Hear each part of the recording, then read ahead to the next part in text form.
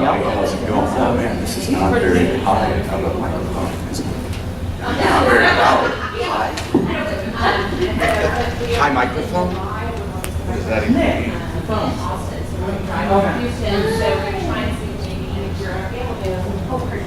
Hello? Hello, hello, hello, hello, hello. We can hear you. Hello? Oh, I like that better. I like that better.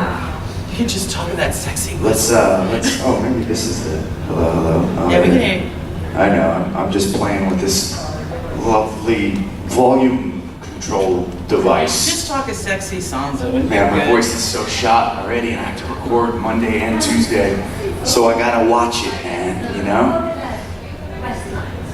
Yeah, that's fine. We'll pick you up. What if I just make sound effects this whole time? Anyway, how you guys doing? Cool. Happy Mother's Day to you and your moms. This is supposed to be a motion capture panel, I've been told. Yeah, we should all have those. But I always say this with any panels, you know, it's just fun for me to just have a conversation with you guys. We can talk about whatever, it doesn't have to be about motion capture. And we can just do a general Q&A. We can ask, you guys can, you know, ask about anything if you have questions, or I can talk a little bit about my experience with motion capture. Yeah, I want to know what it is. I'll start with that, and then we can take some questions and stuff. Is that cool with you guys? Cool. So, well, most of you, I guess Suzette doesn't, but man, she might be the only one in the room. I'm just kidding. Who doesn't know? Do you guys know what motion capture is? Yeah, obviously, right? Like, I probably do. Yeah, I'm sure you do too. Yeah, it's like, probably a different terminology from my era. Well, no. I mean, the most like popular motion capture, I think, is Gollum. You know, from Benedict Cumberbatch did a bunch of motion capture in what was that? What movie was it? Andy Serkis. Turtle movies. Andy Serkis was Lord of the Rings. Right.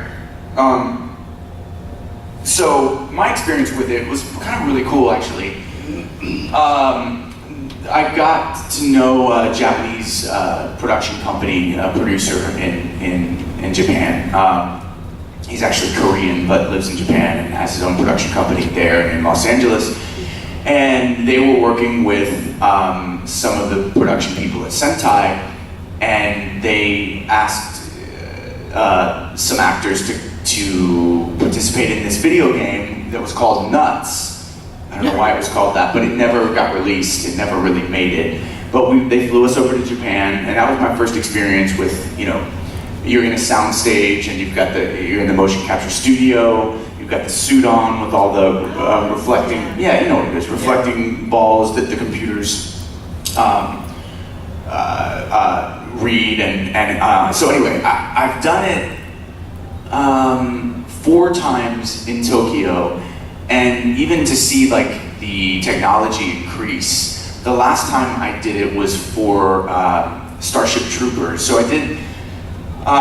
You may or may not know the Japanese artist Shinji Aramaki. He's a big mecha guy and loves you know, suits, and he does all the Appleseed stuff. And he also is a huge fan of Starship Troopers, and so they wanted to do a Starship. We did Starship Troopers Invasion, and so we went over to Japan and we mocapped the whole film. And then, you know, it took a year to animate it, and then we came back and did the voice for it.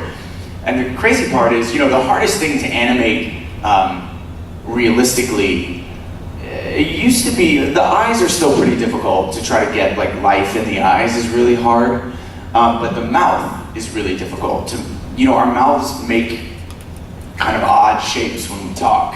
So if you animate everything that the mouth does, it doesn't always look realistic.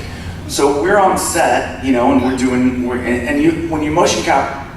mocap a film, it's like shooting a film like live action, except you don't go to a bunch of different locations. They create the locations right there with different props and crates and PVC pipe and all kinds of crazy stuff that they also put computerized little reflecting balls on, and then they animate that stuff as well. So, you memorize the lines. It's very much like, that's why I always tell people, when people say, I'd love to do voice acting, you really don't want to just limit yourself to voice acting. If you wanted to do that, that's why we always, like Lucy was just saying it to somebody up here, go get some training as an actor, get some training in the theater, get some training on camera. Because my training in the theater really helped me when I got to motion capture stuff. Like, the physicality of it. There are a lot of people who spend their whole career on camera, and then when they try to do something on stage, it's challenging for them because, on camera, you're really, really acting from the chest up most of the time.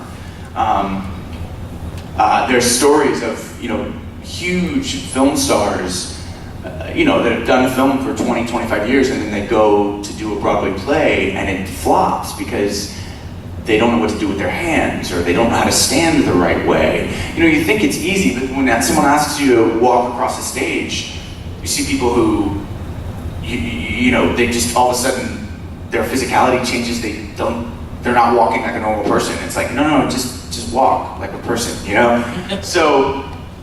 So that training came in handy when I was on set doing this. So that was the biggest thing, Starship Troopers. So, but the funny part about that is, or the challenging part was that, the animation, the CGI and all that was getting really good at the time, and they animated every little part of our mouth, right? So typically you're in the booth with anime and you're listening to the Japanese, and you watch it once, and then some actors prefer them to take out the Japanese voice, some want to leave it. I don't actually have a preference. Sometimes it's there, sometimes it's not for me. It doesn't affect me usually one way or the other. But now we motion captured this, right? So not only did they capture our physicality, they captured our voice as well, just doing the lines. And when you speak on stage or on camera, it's different than when you're in front of a microphone and in a booth. So now it's a year later, they've animated it, and we go in to record it, and I'm hearing my own voice in my earphones from a year ago in Tokyo. And first I'm going, oh my God, this is terrible. Like, take me out of that. I don't want to hear myself at all. But then there were all these little sounds, like, just then I went like this. I went, sounds, and my mouth opened a little bit, right? But I wasn't saying anything. So there were all these little lip movements that we were like, what is that? Because we also did facial capture, so we had to, now they do it at the same time, but back then, it was, you did the whole film, and you motion captured it, and you did all the scenes, and all the takes, you did it, and then we would go into a facial capture studio where you put the little balls all over your face. Yeah, they're not too bad, they're just a little sticky, and then you go into a booth with a camera right in front of you, and you do all the scenes again so that they can capture all the facial movements. Now they do it, the last time I did it, which I'll get to in a minute, they did it at the same time, so we did the motion capture, and we had these harnesses on our heads that had like a GoPro camera right here, so anywhere we moved, a camera was with our face. It's challenging, it's weird, you're like strapped into all this gear. Are you claustrophobic or something? Cause like, yeah, no, I mean, you really don't, yeah, it's still open, you can still see, but you're not in a booth. It would be distracting. It would drive me nuts. Yeah, it can be distracting, yeah. That's the thing though too with acting, a film set is one of the most distracting places you could ever act. So, someone described it to me like this, everybody's running around, right, before a shot. There's grips that are running, and cables are being moved, and lights are being moved, and sandbags are being thrown, and a director's having a conversation over here, and there's a producer and a guest on set, and what else? Like, it's insane, right? And then you're the actor there, and you're trying to remember your lines, and maybe you're talking with the other actor that's in a scene, and then all this buzz is happening, buzz and blah, blah, blah, and people are moving stuff, and cranes happen, and a truck pulls up, or whatever, and then all of a sudden, a director goes, action, and it goes, and it's dead silence. And that's when you have to perform. So, like, it's a lot of pressure, all this stuff is happening, and then no one's saying a word, and it's boom, all the mics are rolling and the camera's rolling, and you got to nail it, you know. So anyway, that was a tangent, which I do all the time. So that's part of my panels. So when we got to record Starship Troopers, we had to figure out how to make all these, you know, in anime there's, you know, certain reactions, and they're very, you know, there's not an infinite number of reactions and sounds, so you end up doing similar ones, like that. You know, like you're doing, depending on if it's a fight or a notice, whatever it is. So we had to figure out, what the hell is this lip movement that I'm doing? So it was really arduous and like challenging. You should rent the movie. It's called Starship Troopers Invasion. I am totally to see that. And you'll see it. I played the General Rico character, which is the, you know, in the live action films, they were like in '92, and I don't know, Casper Van Dien was that character. So anyway, that was one of my experiences with motion capture. And now, the last time I did it, we did, so there's an anime title that I did called Appleseed. And we did Appleseed Ex Machina, which was the second installment in it's like a trilogy of films. And then they really liked the cast that they had assembled, and Lucy plays opposite me in that. We're both the stars of that. And then, so we went back and re-recorded the original dub of the first Appleseed, and they released that as a box set. And then we got approached to do Appleseed Alpha, which was going to be a brand new, and this was all Aramaki, a brand new film of this, you know, of Dunin and Briarios, those are the two main characters. And so they said, let's bring you guys over to Tokyo and we'll motion capture. So the cool part for me about that was, I had been voicing this character for 2 films and a series. Funimation released a series called, I forget, Appleseed 13 or something. So I'd lived with this character for 4 or 5 years over, you know, we recorded it over that span of time. And then I got to go in and physicalize that character, which was really, really cool, especially for me coming from the theater. You know, my physicality has always been part of my acting in a big way, and it is still in the booth. Like, I'm one of those weird people that, you know, if I have a gun, I have my hand like a gun in the booth. If I'm wielding a sword, now you can't do, you know, you gotta keep your mouth on the mic or your voice on the mic, but it just helps me to feel like I'm in that scene. I do things like whatever the posture of the character is, you know, or the attitude of the character, I'll try to figure out what that means for me physically, because I really believe that it's the whole apparatus that creates the voice, not just the voice. You know, we're not disconnected from our voice. That's why we all have unique voices, and we respond to different voices. So Briarios is in a big, you know, he's in a big, like, Hecaton, I forgot how they say it, but Hecatonkary, cyborg suit. So I'm strapped into this, or I'm in a suit, but they had to put, like, they made these, like, inserts that they would stick under my arms and around my neck, so that when I was walking as Briarios, I couldn't put my hands to my side. They sat out here, so that when they animated it, the suit, they would have room for the suit and all that. So it was really, really cool. So when you see that film or Starship Troopers, that's all my physicality. But what was cool from the first time I did it to the last time was that they had people animating. Like this last time, the technology's so great now that there are people that were animating. They had like already animated some of the characters. So up on a screen, it used to be that you could watch it. So if you're in the motion capture suit, you've got all the, you know, all the reflectors and everything. It would be a stick figure of your body, so you could see, like, you could move your body and you could see on the computer your movement.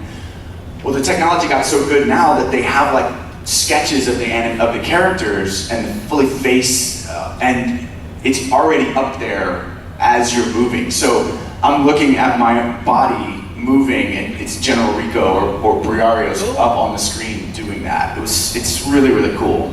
And it shows you too, you know, it's really interesting, like, as an actor in any medium, voiceover, film, stage, you have to learn you know, when I say something like that, when I speak in this part of my voice, this is what people get from that. This is what people read from that. Like on camera, if you just move your eyes to the left, it tells a huge story. So I've done enough on camera work I just did this film that's now called Dropa. It's like a sci-fi sort of Blade Runner-like film. It's pretty cool, and it's in final production phases. It'll probably be somewhere. I don't know if it'll have a theatrical release or not, but you learn when you get to spend that much time on a set that any little movement I do with my face tells a story. So I learned a lot because I go back and watch, you know, and now with technology, you can just watch it. So we'd watch it and I'd be like, oh no, yeah, that makes me look like I'm shifty, or I look scared there, or, you know. And the same thing you learn with motion capture stuff. I would watch my movement on the computer and I'd be like, oh, that seems, I can't move that fast, or that tells a different story. And that's why you have a director there too, especially for anime, you know, that they can tell you, well, that, because the hardest thing about being an actor is you might think that you're portraying something, but and you might feel like that's what's happening inside, but the audience who it's for, right, isn't getting that, or it doesn't read that way. So a director will say, yeah, so a little bit more, or that's reading like this, we need it to read like this, and then you have to be able to make that adjustment. So that was my last experience with motion capture, was Appleseed Alpha. And we have gone over there, so I've done 4 projects over there in the last like 6 years or so. So I've been there a lot. I have to say this just as a side note too. Like at that point, I've been doing anime for like 10 years or so, maybe 12 years. And you know, I'd never been to Tokyo. And you watch anime and you see all these different backgrounds and these different scenes, and like Clannad, you know, like all of these, you know, iconic sort of scenery and stuff. And I didn't really think like, oh yeah, that's Japan. Like, I mean, you just watch it, you know what I mean? It's beautiful and everything, but I didn't really put it together. And then going there, it's like, oh my gosh, I'm in anime right now. Like I'm physically a physical person inside of it. You know, it's really, I mean, the alleyways, all the stuff is right there. It was a really, really cool experience. But so yeah, I'm trying to think of anything else about motion capture that was different and challenging versus voice acting. The coolest part for me, and I've kind of said this already, but the coolest part for me was, you know, I never really set out to be a voice actor. I just wanted to be an actor. And I mean, I had some goals. I wanted to do voiceover and things like that, but it was never like, that's what I want to be, and I don't want to do any of this other stuff. I always wanted to try all of it if I could, you know? And the idea for me was, let me create as many different ways that I can act as possible so that I have more opportunity to maybe do it. And anime became a huge part of that. So the cool part about this was to get to kind of put all the disciplines together, because in many ways it's physical, like the theater is. You're shooting it like on camera, and then later you go and you voice act it. So it's really like putting all 3 things together. And just I have a special place in my heart for that character, for Briario. So getting to sort of do his physicality and then go back in and record it was awesome. That's pretty much you know, my experience with motion capture work. I would like to do more of it, and they do a lot of it for video games, you know. And there is a motion capture studio in Dallas, actually. Yeah, that does some video game work. So yeah, do you guys have any questions about it specifically, or we can ask about anything, like I said at the top of the panel? You said with the motion capture, but why would you go all the way to Tokyo if they cast you first? They want your physicality. Oh yeah, I forgot that part. Yes. Because even though, okay, you're doing the voice of so-and-so. Right. But why are you motion capturing for instead of like a Japanese actor? Right. Exactly. That's a great question, and I was gonna talk about that. They wanted to, and you know, people have different opinions about this, and it's also, no, it is what it is. I'm trying to make sure I'm diplomatic. So they really, for Starship Troopers specifically, they wanted what they, and this is their words, you know, we can't do all the action stuff, so they brought in I'm not gonna do like backflips in a huge fight scene, I mean, I have some stage combat experience, but I'm not gonna look like a badass like I should, you know? Right. So for those parts, they brought in like martial artists, you know, and acrobats and amazing people that do awesome stuff. Okay. But they wanted, specifically they said they wanted Western physicality. They wanted Western body types, whatever that means. Because they don't draw Japanese, they draw what we look here, pretty much. American. What do you mean? And Japanese animation. Anime style is like Anime bigger, style and westernized. Right, It's right. very And that came from, I believe that came from a Disney influence after World War II, I think. Like, yeah. Yeah. So yeah, they right. But for this, it was CGI animation, so it's a little bit different, and they wanted the articulation of the body to be a Western style, whatever that means. Or taller people. Which we didn't, you know, that didn't mean anything for us. That just meant, oh, cool, you want me to go do this, and I'll do my natural physicality, you know. But that's kind of what they wanted. And then I think that's what Starship Troopers is. And then with Appleseed, we had already had a relationship with this Japanese production company at the time, and so they wanted to use, we had already worked on Appleseed, so they wanted to use our physicality as well. So yeah, it was really, really cool to get to do that.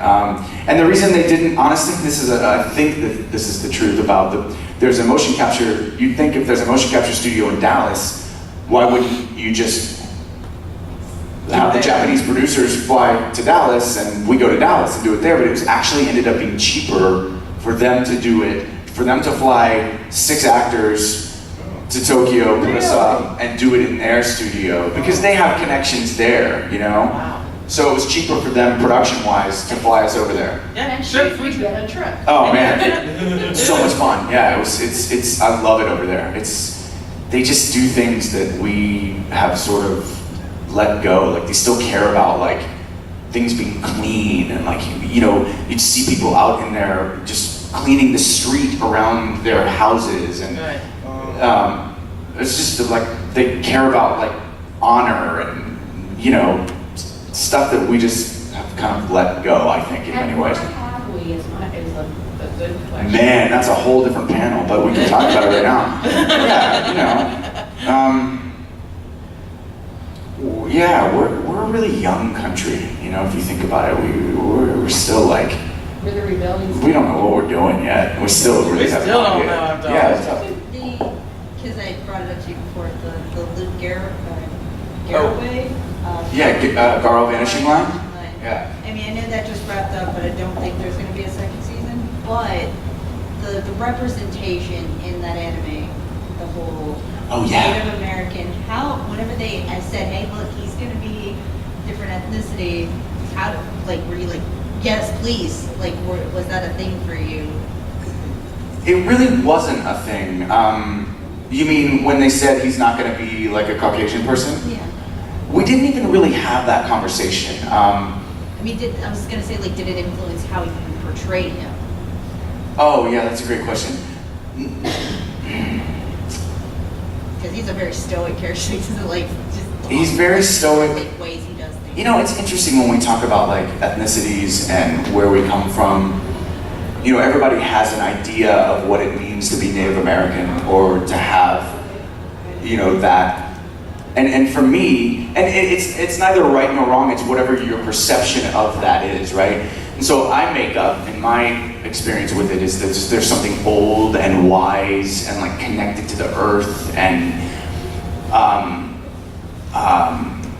patient, you know, and these are just my own perceptions and judgment. I have no idea. I'm sure that there are like people out on a, you know, reservation who are like high-strung and anxious and, you know, whatever. But so that influenced me, that idea about that culture and how they've been here for so much longer and they know the land and know how to survive and that influenced me doing that. But what I thought was really cool about that anime is that it was really diverse. You know, it took place in, wasn't it in like a city, like a New York City? It was in like close to New York City, but it was like a Midwestern city. Right. Just outside one of the really big cities, but whenever like some crazy stuff would happen, it would be in big cities. Right. So they had all these different ethnicities there, you know, and it's funny, like the current climate that we're in, you know, it's weird to, if you have an African American character,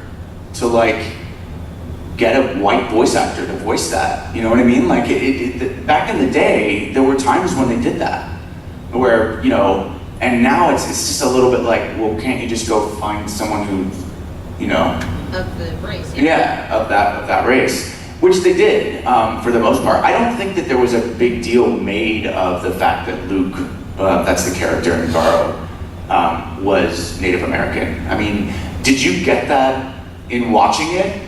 Was it anywhere in the dialogue?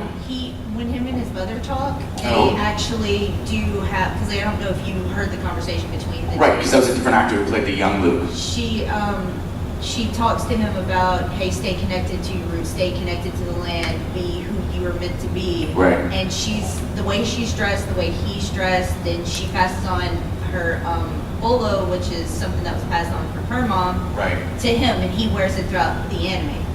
Right. And it's very Native American. It's got the gems that they tend to use, and so he kind of just wears it throughout the rest of the series. I think they made that more about the family connection, you know, than anything else. But I would say the short answer is that it did influence me in some way, but not as much.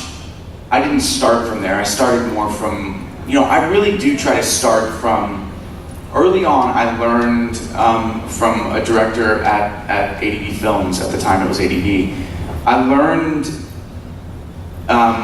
to look at the character, look at their eyes, look at their mouth, look at their body and their physicality, and what do they look like in this scene, and, you know, what do they look like Bertolt in Attack on Titan, right? Like, he doesn't speak for like a season and a half. And then he has one scene in season 1, or two episodes in season 1, and one episode is really the only place where he kind of explains where he's from and what his story is. You know, he's a little shady, and, you know, he's weird. But then I went back and watched it, and then toward the end of season 2, you know, there's the big reveal, and then there's the big moment at the end when he's on the Armored Titan's shoulder, and he's telling them, you know, don't hate me, and this is what I had to do, and all this stuff. But what's cool, when I went back and watched it to prep for talking about it, you know, because when you're in only 2 episodes in one season, you don't see anything, you know? But I would see Bertolt in the background almost all the time. And he's back there, and they were really smart how they animated it, where somebody would be having a conversation and you just see him have a sort of blank look, or like a look away, and all that stuff was really informative for me when I went and did season 2, because, oh, this guy, yeah, he doesn't speak for a reason, but he's around. He knows, he's listening to everything. That's why he knew what to do when he did it. Yeah, he's like a highly trained spy, basically. So, oh man, I don't even know how we got there, but just, that's how I treat every character. So it's less about like, I mean, of course you want to know, like, where do they come from, what's their history, why are they here now, like all that stuff but in the moment, you're looking at, Just the character. yeah, what are they doing?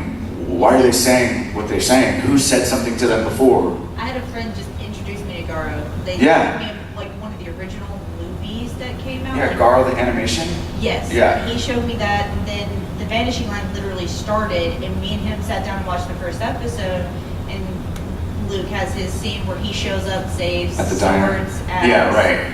And He's so badass with the that sniper rifle is the coolest coolest thing in the The world. sniper rifle, and it's sort of Batman-ish, where he's like on top of buildings and stuff. It's the same where he pulls in his pocket and flips the bullet into the gun. Oh, yeah, right. He literally, Yeah. my friend goes, I'm not gay, but I'm in love.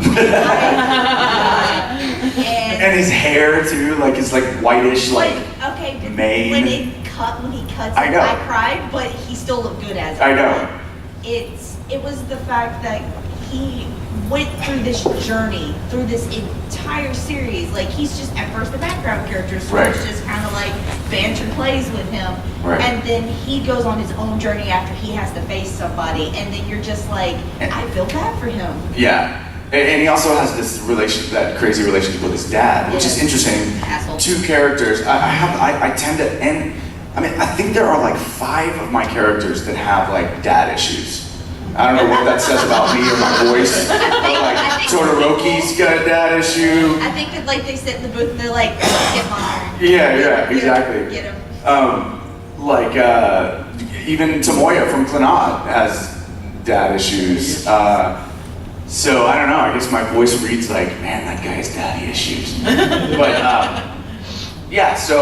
Garo's interesting too because there was Crimson Moon, Garo Crimson Moon, and so each character, like the way that they did, like I played a senator in that, or like just some sort of one-off character, but they cast the same voice actors in Japan in a certain, like, so the same voice actor that played that senator played Luke.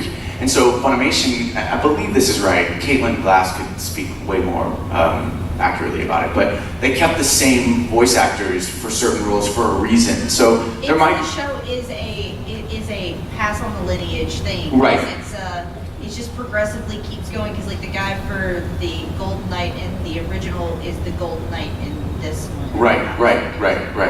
And that's supposedly how it's going to continue to go if they make, you know... Honestly, I wish they could have made a season 2 because like after they... Of Vanishing Line, yeah, or...? when Luke got like the super awesome thing. I think that's going to continue though. Maybe not in a season 2 way, but in another way. You know what I mean? I really hope so. Yeah. Because like when I saw that at the end, I was like, no, you can't do that Yeah. in the last episode. Yeah, and there's got to be some resolution with the whole,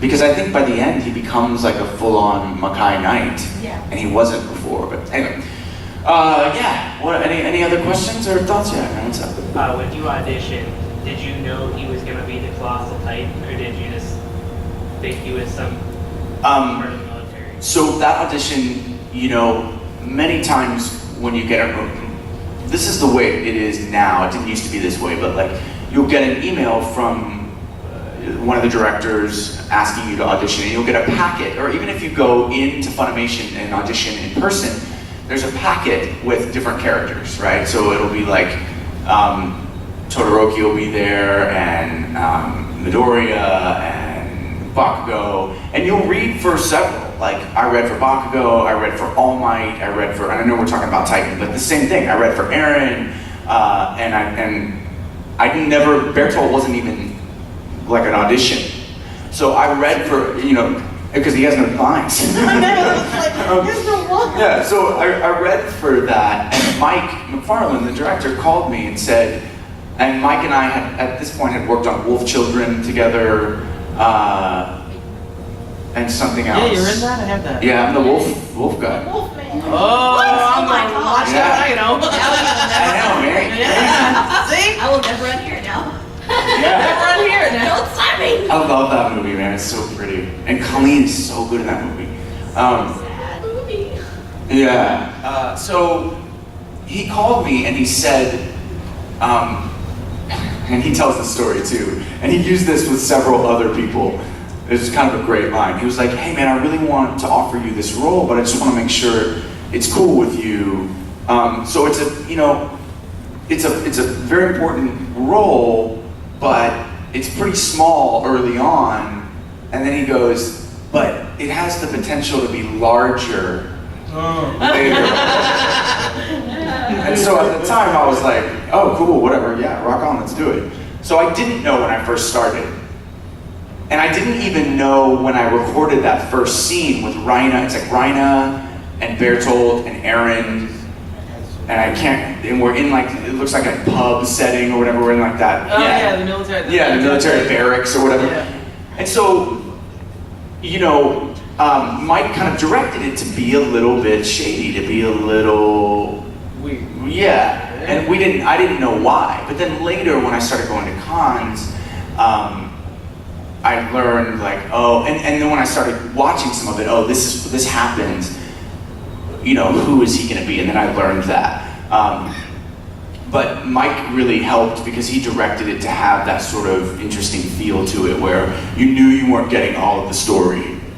So I didn't know when I auditioned, is the short answer, and I didn't know even when I recorded that first scene. I knew really shortly after that. So then season 2, where he talks a bit more, was cool to do. And even, man, there was a cute, we call it Titan Babies, but I forget what it, Titan Junior High. We would always be like, Lauren Landa and I would be like, let's do Titan Babies. Oh, we're gonna record Titan Babies. But there was huge spoilers in that. Like, they didn't even, when they go to the festival, it's all really Bertolt's biggest scene where he's like crushing out on the junior high Annie. And like, they go to this, what is that? Man, I have no words today. Like a carnival or festival or fair or something, and they have these masks on, and they're wearing them on the back of their heads, and they're Titan masks. So it's like, here's junior high Bertolt, and there's a colossal Titan face on the back of his head. And it was just like a little nod to that, but it's not really a little nod. Like if you know anything about it, you're like, oh, well, I guess that's who he is. So yeah, no, I didn't really know, but that was a fun journey going on that ride because we were learning things as we were doing it, so it was cool. I think at that point it had already been introduced in the manga by the time junior high even got I think so too, yeah. And they were like, you know what? But Don't for read some the manga. people, yeah, exactly, right. Only one channel to go read it. Yeah. Right. So there was, Bryson, you had a question? It's more. Yeah, it's kind of back to the OCAPs. Yeah. I came in a little bit late. I don't know if you touched on this, but what was like the rehearsal process? Like, did they have one, or was it just kind of they gave you the script, so memorized lines, and y'all just kind of did it? That's a great question. Did you guys hear that? Like, what was the rehearsal process for that? It was very similar to actual film, which is, yeah, they give you the script and you have to memorize your lines, get off book for the entire film. Which, man, I remember locking myself in my room for like a week prior, because we got the script like maybe 10 days before we were flying to Tokyo. And I was like, man, I gotta have this like in my head before we get there. And so, yeah, so you memorize it, and then there's like it's really interesting. The rehearsal on set is never for the actor. So you have to memorize your lines, make your choices, have your idea of what you're gonna do character-wise. The rehearsal in a film or motion capture, because it's very much like you're shooting a film, is for the camera, for the lights, and for everything else but the actor. Now some, like Scorsese and some of these bigger film directors, George Lucas did this, I think, they would hire actors for a couple of weeks prior and have like a rehearsal process where they rehearsed with the actors. But most of the time there's no budget for that, and scheduling, trying to get these big A-list star actors together is really hard. So you get one rehearsal on set where maybe the director's watching the acting, but most of the time they're watching camera movement, lighting, and then you shoot it. But the cool thing is, doesn't have to be, then you can do it as many times as you need, as long as you're in budget and you're not going over time. But yeah, it was like that. It was memorize your lines. We were all flying there together, it's a 14-hour flight, and then you land, and then it's like an hour train ride. So we rehearsed together on our own, running lines so that we would be on point. Because the thing that, you just don't want to be that actor that slows up the production because you can't deliver what you're supposed to, do. So yeah, it was not a lot of rehearsal. And there's also a language, so in the motion capture, there's a language barrier, right? So Aramaki understands a lot of English and can speak some, but when we're on a time schedule like that, so we always had a translator, so it'd be so crazy because you'd have like the 6 actors over here and we're all suited up and we're watching Aramaki speak, and speaking Japanese, and by the end of it, we sort of understood what he would want. Like after certain takes, he would say things and be like, oh yeah, okay, this faster, or move this way. We had this weird sort of communication after we got to know each other. But for a long time it was, and most of the time it was, we watching him speak, and then we just look over to the translator would speak, and we'd look back, translator, Armaki, translator, and then we'd go, do the thing. But you do a lot of the rehearsal, and that's why, like, film or on-camera stuff, they hire you for your product. Like Tom Cruise, whether you think he's a good actor or not a good actor, and people have different opinions. I mean, but what you can't deny about him is that he's technically a master of the camera. He knows where the camera is at all times. He knows when to turn and do that Tom Cruise smile. He knows, and it works, man. And, like, he's technically a master, So people hire you for that, for whatever your brand is, whatever you bring, and then the rehearsal is less about the acting and so much more about, hey, when you run through here, we need you to run a little bit slower and then cut to the right. Like, it's very technical stuff. Like it is with anime, Anime voice acting in many ways is really technical. Most of the time, you're hired because your voice quality is right for the role, or your demo sounded like what the director wants the character to sound like, or whatever. And then it's about, all right, yeah, no, that was a great read. I love that read. Can you do that read, but just a little bit slower? Or can you do that same read and that same inflection on that word, but speed up the whole sentence?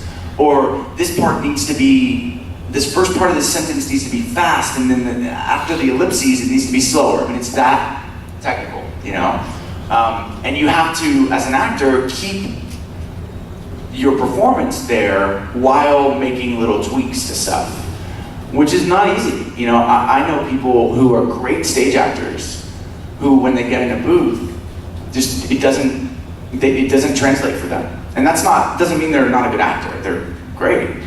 It's just, it's funneling your acting craft or talent or whatever through a different lens or a different medium. And film is the same way,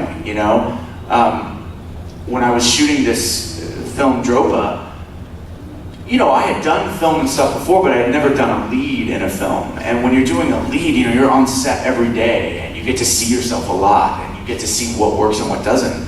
And I really started to learn that, Michael Caine has this book called Acting in Film. And his main thing is, all you have to do is feel it or think it, and the camera will draw it out of you. You don't have to do anything. I mean, you have to do a lot, but on stage, and even in voice acting, because it is just your voice, you have to kind of elevate it a little, or project it a little. I don't mean loud-wise. It has to just sort of live there a little specifically. Film, the camera does all the work. You have to have the feeling, and it has to be authentic. The flip side of that is, you can look so fake on camera. If you're not really experiencing it, the audience will just kind of be like, "Wow, that just doesn't work," and I don't know why exactly, but yeah. So that's an awesome question. Yeah, it's hardly any rehearsal time, but so you got to be prepared and on point. Anyone else? Questions, comments, concerns? Yeah, I just Googled you last night on YouTube on Law and Order. You only did one episode? Oh my gosh, yeah, that Law and Order episode. Man, that's funny. That's a great segue into. That was a whole, 3/4 length shot the whole time you. Yeah. You're talking about that. Yeah, that was my first professional on-camera gig, and it was so nerve-wracking and bad. I mean, I look at that and I'm like, oh man, I wish I could do that scene again. And it's just like a teaser scene. I play a doorman, and the hotel, it's the opening of the scene. It sort of sets up the murder, how they do, or whatever the crime is. And it was my building, the elevator wasn't working. And the reason why is you find out that there was a purse stuck in the elevator, but then you see that there's a dead body in the elevator as well. actually hung out with that girl that was the dead body. She was on set all day, and she like just had all this terrible makeup on, and yeah. What was this on?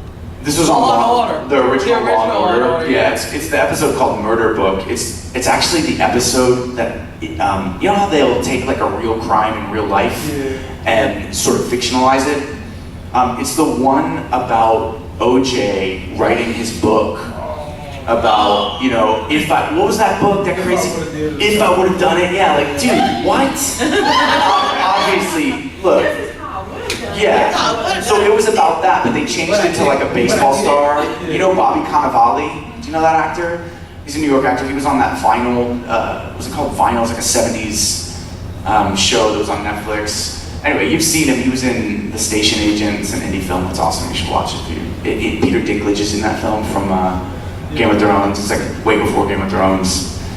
Bobby Cannavale. Anyway, Bobby Cannavale plays like the OJ character, but they changed it to a baseball star, and so they changed, you know.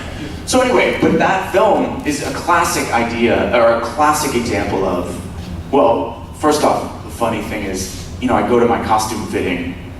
You know, you don't know what you're gonna, you show up to set and you go, they say, go to a costume trailer, go to the makeup trailer, and then go to your trailer, and we'll call you when we're ready. So I got there at like 8 a.m.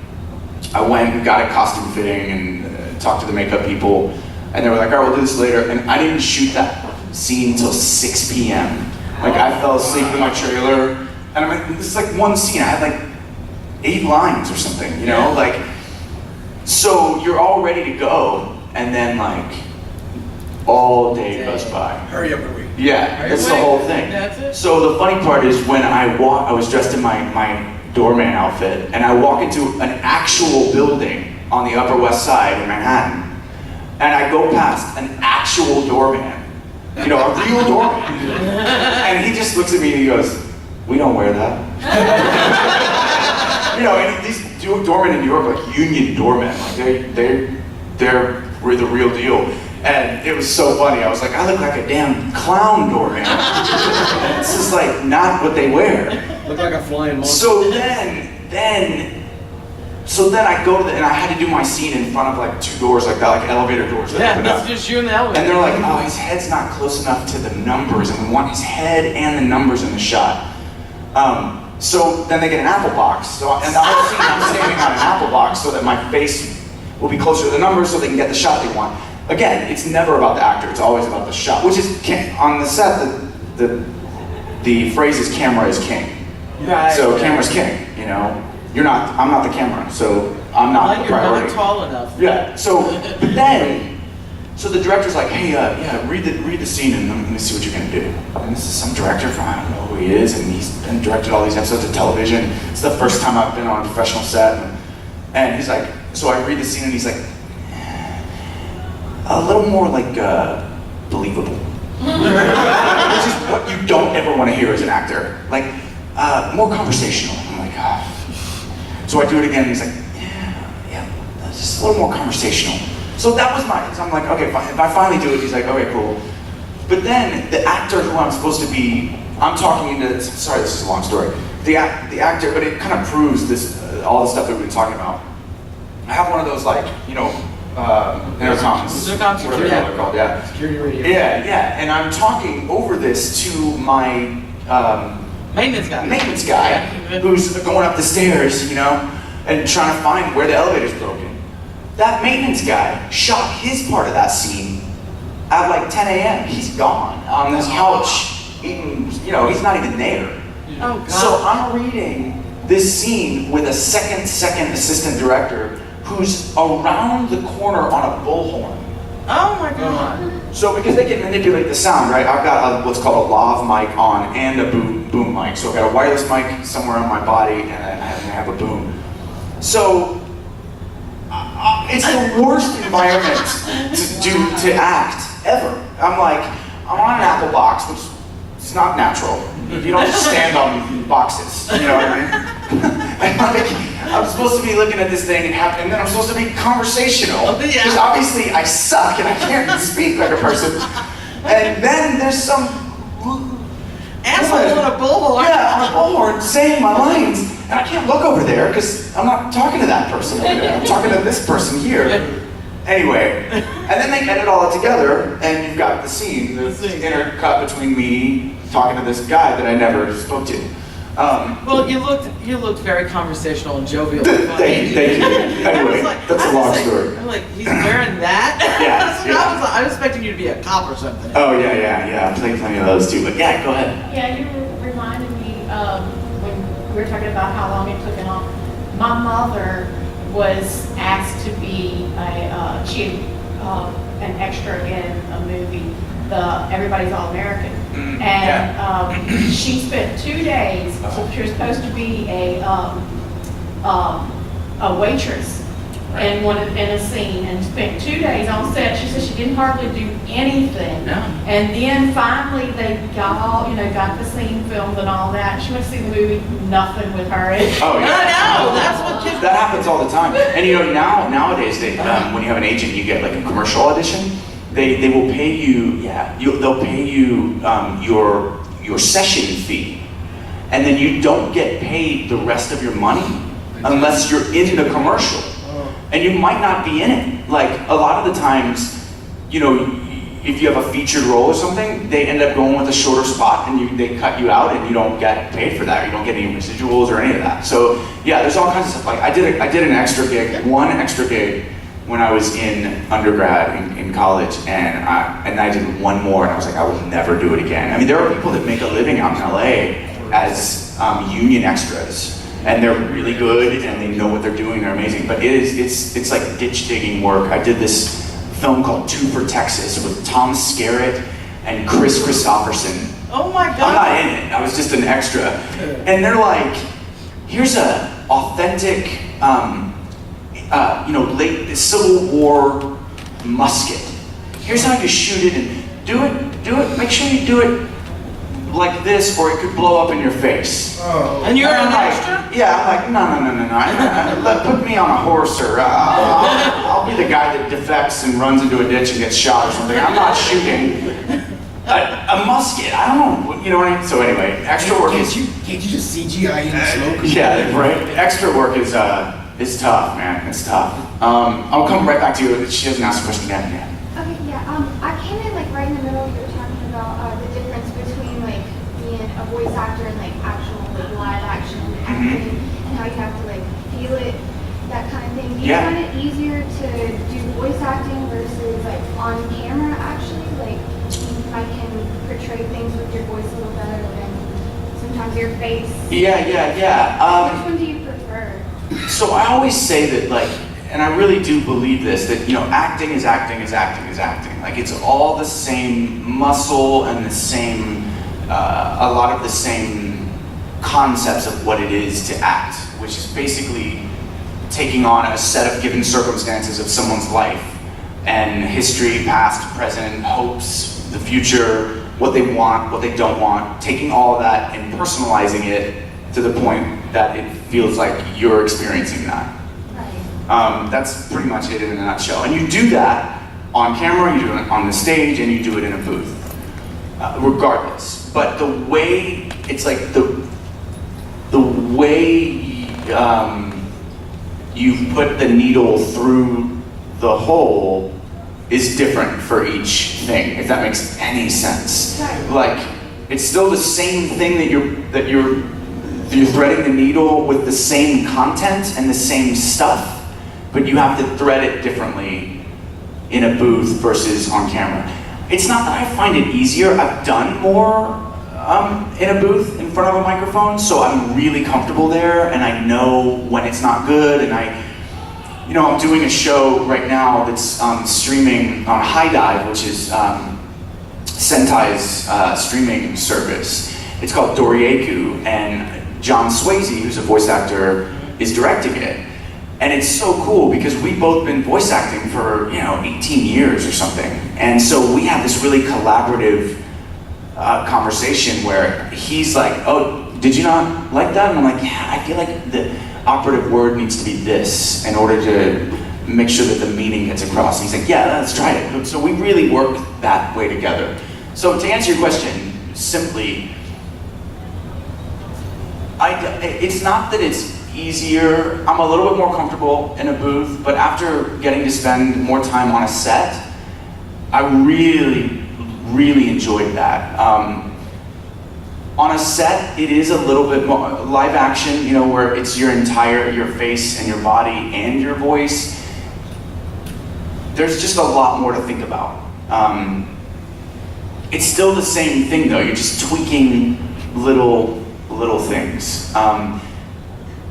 You know, in a booth, you don't have to worry about if your eyes look dead or if your facial expression is a certain way or too big or whatever.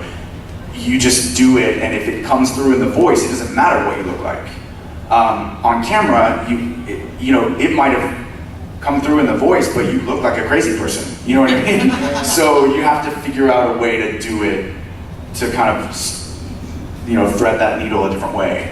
I really, at the end of the day, like, I went into acting for some reason because I was interested in human experience, I guess. Like, my dad's a psychotherapist, and my mom was a music teacher, and I grew up in sort of an artistic, explorative, like learning, seeking family, like, which is, I love, but it made me interested in why is that person doing that? Like, why did they make that choice?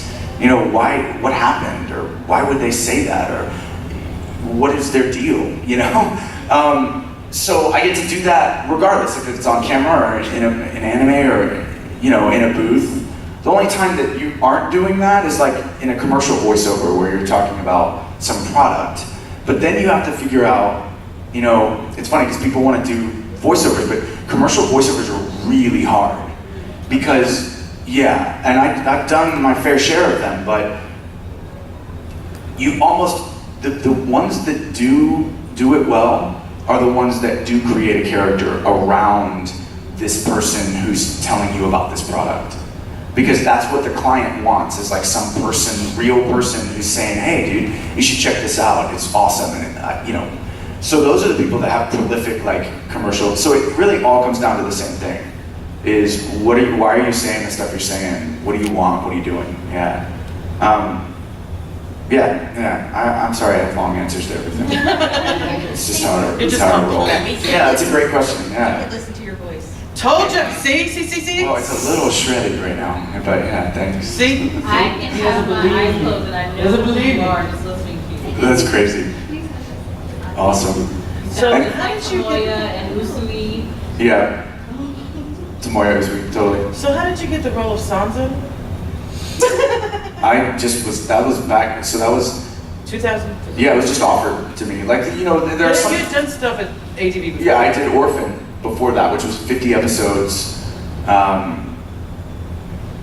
There was 2 seasons of Orphan, and someone tweeted at me the other day that they're like thinking of bringing that back, which would be crazy because we just did Sayuki again. Yeah? And those were my first 2 anime ever. There might have been some like bit parts in between those 2, but yeah, I worked with Steven, who was the director of Orphan, and then Sayuki was right after, a year after that or so, and he just offered that role to me, and he offered all of us. He knew those actors, and Sayuki's really about these 4 guys going on a journey, and so those 4 guys have got to have chemistry, the voices have to sort of match and work together. So he just kind of handpicked people. He just picked you as a miserable guy, right? He just picked me as that dude, yeah. I guess, yeah. You have that voice. I'm telling you, you have the voice for like the brooding. I had some anger issues growing up. I won't There lie. you go, Yeah, that fits on so well. I used to say to like acting teachers, they're like, yeah, we need you to be more angry. And I'd be like, oh, that's the one thing I can really do. So yeah, let's do that. I had to develop the other stuff, but yeah. You were in A Kami Got Killed. Yeah. Wave, so one of the characters that doesn't have daddy issues. And That's true.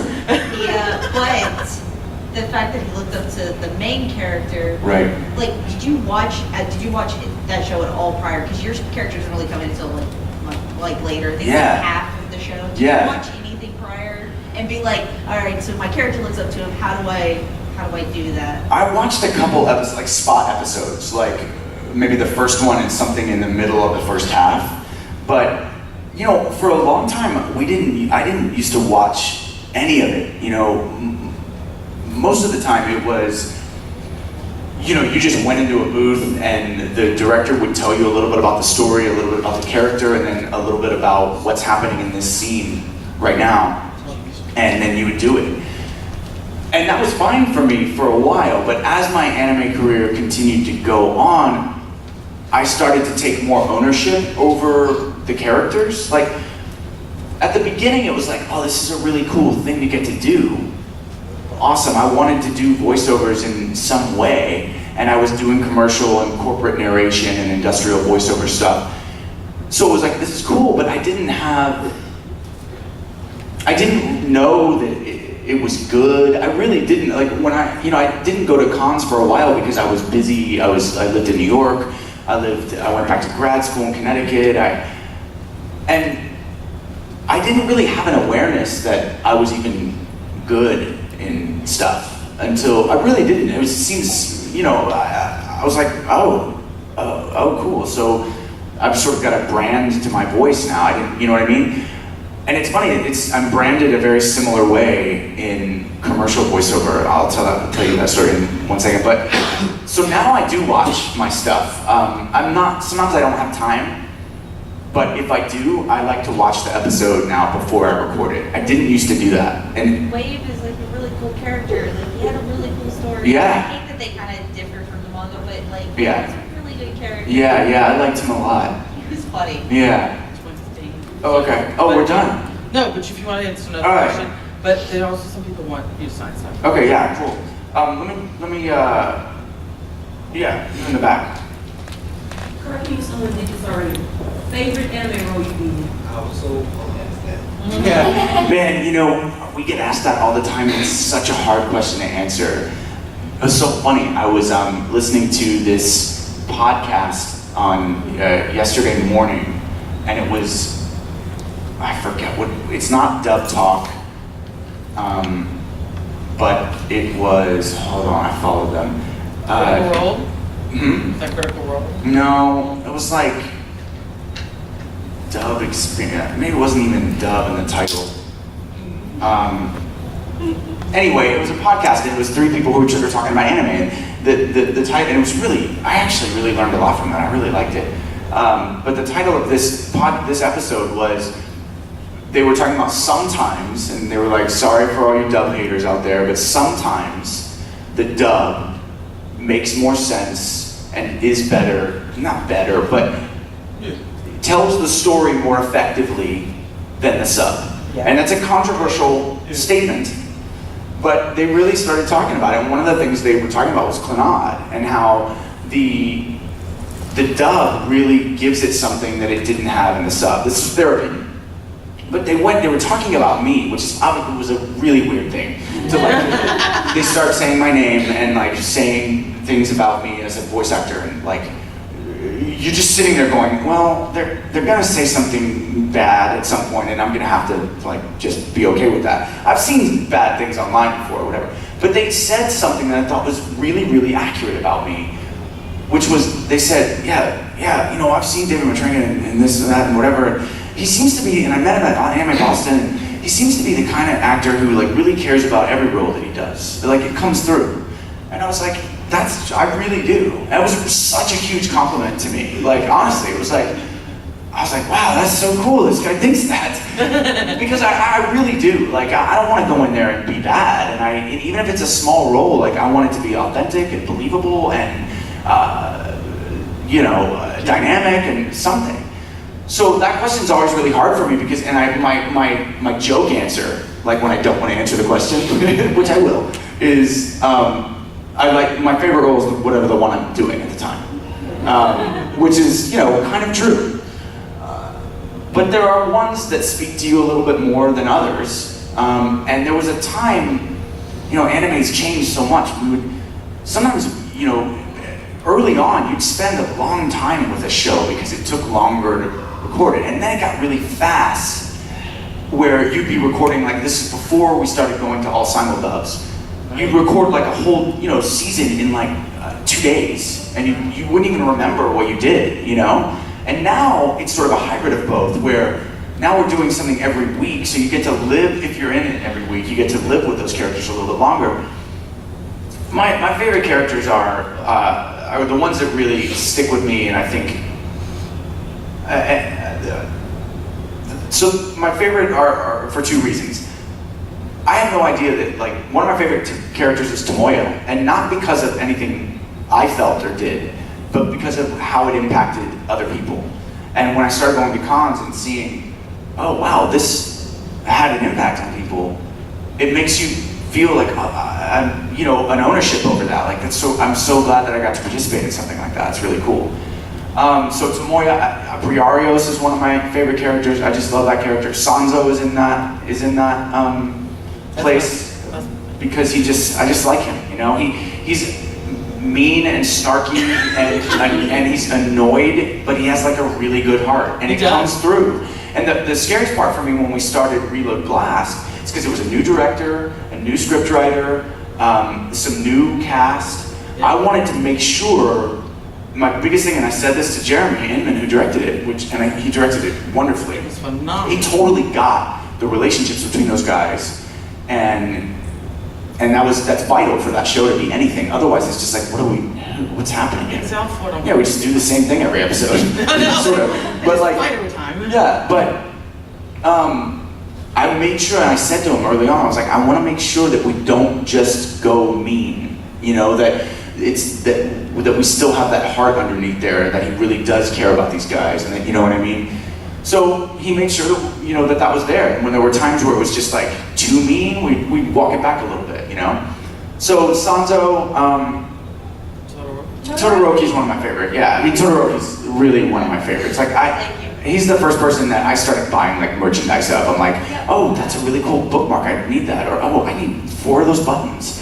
Yeah, Or and you told me the other night, I need a Sanzo figure. Yeah, you showed me one. I was like, yeah, I need one. So. Mom had an awesome one at home. I've got somebody gave me a Briarios They action just started figure. printing Todoroki figures. Oh, really? I'm a pre-order. Oh, nice. I'm gonna get one. It's got like ice coming Like, in one side and fire coming The in. first thing I did when I got here, before I did any type of panel or anything, is went to the dealer's room and I was like, oh, okay, is there any Todoroki stuff in here? And they said It's so weird. Yeah. My lucky keychain. There's this artist who does these prints on metal. Oh, I have a Yeah. color world. I have the picture. Yeah, I bought one, and they have like different like 5x7s, huge I've posters. got both of them. And he was like, hey man, if you want any of your characters on this metal stuff, just here's my card. So I want them to make other ones, So anyway, yeah, Todoroki's definitely one of my favorites, but I think we have to stop unless there's a burning desire. I will fight someone if I find out that they say anything mean about you. Fight them. Man, I was so nervous. I was so nervous listening to that podcast. I was like, oh, I heard my name and I'm like, oh yeah, oh god. Because acting is subjective, man. Not everybody's gonna like what you do, which is, as a young actor, I had to really learn that. Like, some people I'm not their Kool-Aid. You know what I'm saying? They don't, yeah. The thing is, I have not really heard a bad thing about the My Hero dub. I've heard a lot about various animes, but My Hero, I've not really It's heard really good. a... That's one of the ones where people are talking about the dub actually kind of serves the story sometimes better. It does. But there was a lot of pressure, like that big fight in season 2, the big fight scene. Like, there were people that were like, this was so amazing in the sub, you guys better, there was pressure to like make it equally as amazing. The same fight? No, it was one of the, Fight festival? yeah, the fight at the festival. Yeah, one of those, yeah. Did you have the last thing? Are you doing like signings? Yeah, I can do some signings right now. We should probably do that. Cool. Thank you guys for coming. This was awesome. It's a great way to end the Come on, con. sing. Yeah, thank you. Everybody thinks your voice is sexy. See? He just told me I was crazy.